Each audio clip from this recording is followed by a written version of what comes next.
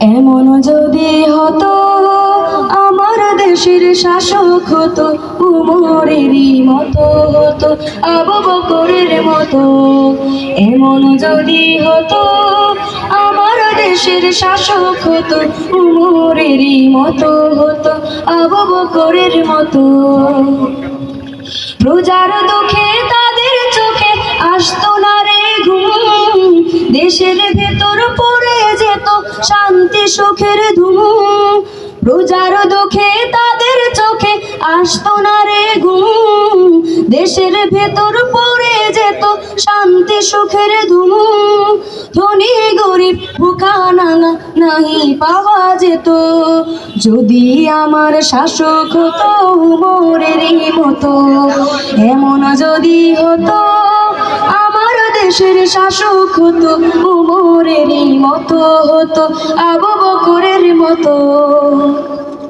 জনগণের খোঁজ খবর নিত রাত দুপুরে, ঘুরে ঘুরে দেখতো কি কেউ আছে অনাহারে।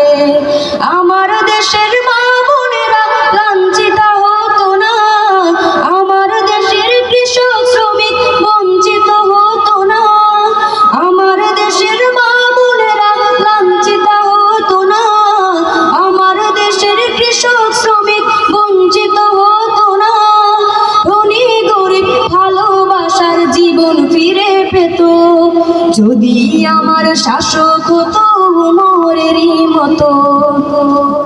এমন যদি হতো আমার দেশের শাসক হতো, উমরেরই মতো হতো, আবু বকরের মতো। মাশাআল্লাহ মাশাআল্লাহ বাবা, তুমি চমৎকার গান গাইতে পারো। আচ্ছা বাবা,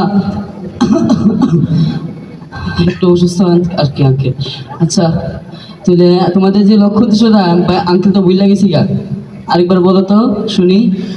আমাদের লক্ষ্য উদ্দেশ্য হলো সুস্থ সাংস্কৃতিক নান্দনিক বিকাশ ও নৈতিকতা সমৃদ্ধ সমাজ গঠন করা। আচ্ছা একটু আঙ্কেলের কাছে আসবা।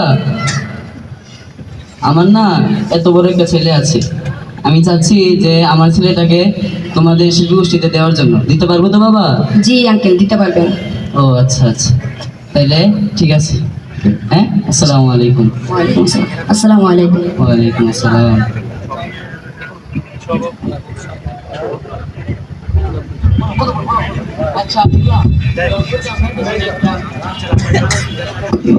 তোর প্রতি এতদিন আমার একটা ভুল ধারণা ছিল।